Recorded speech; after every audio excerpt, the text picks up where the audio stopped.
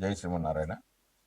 అందరికీ విశ్వాసనామ సంవత్సర శుభాకాంక్షలు, ఉగాది శుభాకాంక్షలు.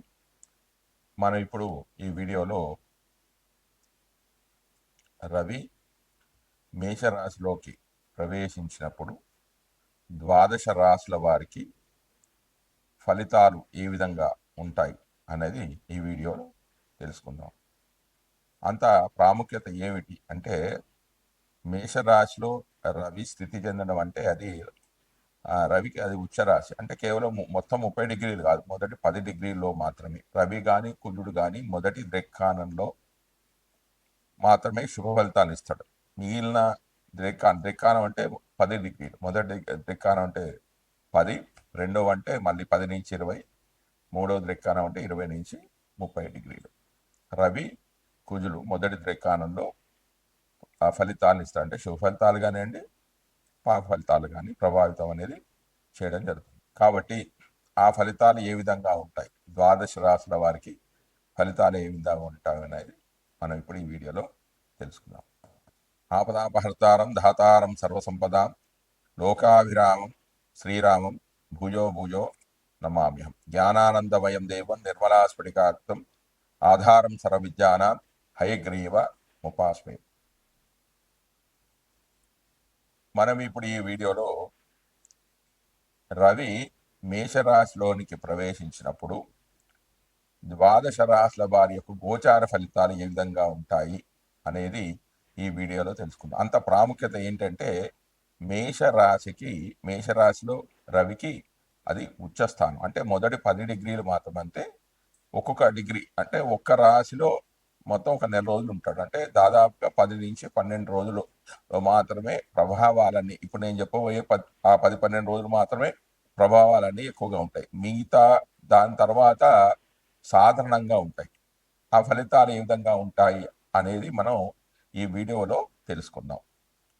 ముందుగా అసలు రవి కారకత్వాలు ఏంటి, రవి యొక్క స్వభావం ఏంటి అంటే, చేతశుద్ధి రమాభి మాన జనకాత్మజారోగ్యతా శక్తిధి కార్యోజాంసి కటు ప్రభావ దహన ఉష్ణోకృష్టు మత్తప రాజ్యం రక్త పటు చతుష్పాదుతనే ముక్తాఖ భోవృద్ధత ఓమేక్ష శుచిరక్త కంటక తరు జ్ఞానోదయ భారవే. అంటే ఇది భావమంజరి 42వ శ్లోకంలో చెప్పారు. ఏమిటంటే, ఇతరులకు అపకారం కోరని మనశుద్ధి, ఇతరులకు ఎప్పుడు కూడా చెడు చేయడు. అంటే రవి బలంగా ఉన్నవాడు. ధన ప్రాధాన్యం అధికమైన ఆత్మాభిమానం ఉంటుంది. ఆత్మాభిమానం, సెల్ఫ్ కాన్ఫిడెన్స్ అనేది ఎక్కువగా ఉంటుంది. తండ్రికి కారకుడు ఆత్మ, తన మీద తనకు నమ్మకం ఎక్కువ. ఆరోగ్యానికి కూడా కారకుడు. అంటే రవి మంచి స్థానంలో ఉన్న వాళ్ళకి ఆరోగ్యం చాలా బాగుంటుంది. బుద్ధి బలం ఉంటుంది. బుద్ధి బలం, కార్యనిర్వహణ శక్తి ఉంటుంది. ఓజస్సు, కటువుగా ప్రవర్తించడం. కారం అంటే మిరియాల కారానికి రవి, మిరపకాయ కారానికి కుజుడు కారకుడు. ఇతరులపై ప్రభావం చూపగలడం.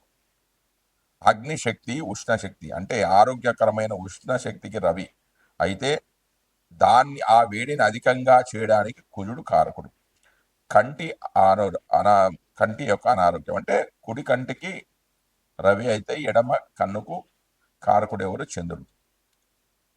మనుషులను పరిపాలించడం అంటే అధికారమైన పాలన చేయడం అంటే లీడర్షిప్ క్వాలిటీస్ ఎక్కువగా ఉంటాయి రవి బలంగా ఉన్న వాటికి.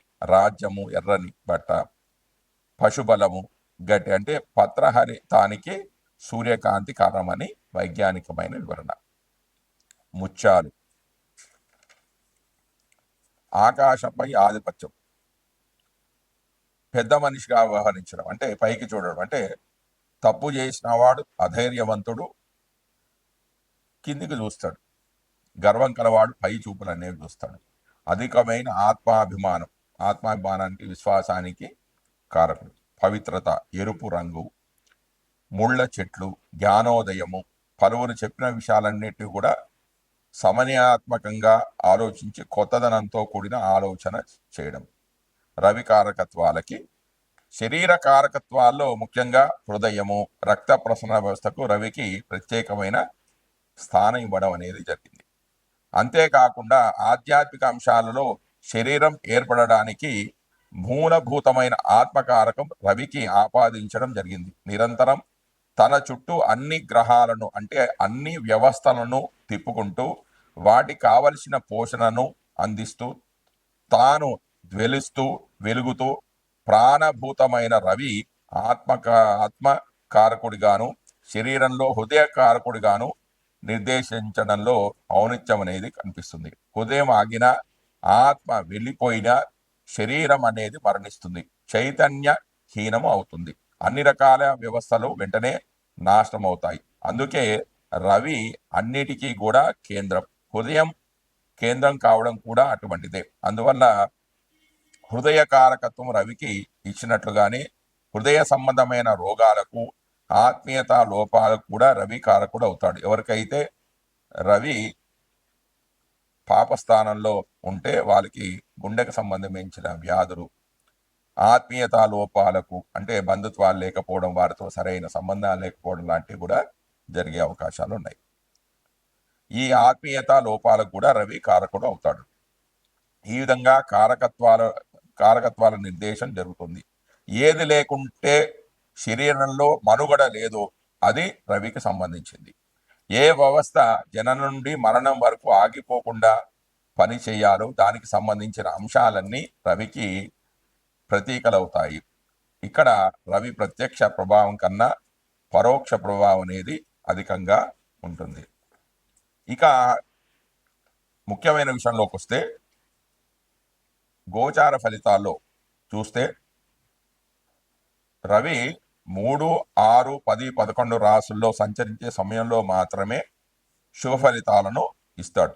మిగిలిన సమయాల్లో అతడు సంచరించే రాశి దృష్టి ఉన్న సప్తమ రాశి విషయంలో జాగ్రత్తలు అనేవి తీసుకోవాలి. వేరు వేరు జన్మరాశుల వారికి రవి సంచరించే రాశి దృష్టి ఉన్నటువంటి రాశులు ఏ భావాలు అవుతాయో గమనించి వాటికి అనుకూలమైన ఫలితాలను నిర్దేశించాల్సి ఉంటుంది.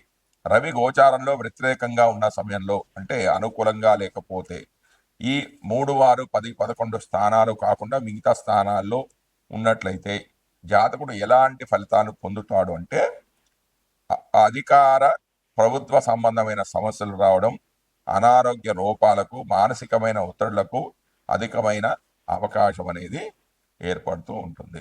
వృషభ రాశి వారి యొక్క ఫలితాలు. వృషభ రాశి వారికి రవి 12వ స్థానంలో సంచరిస్తున్నాడు.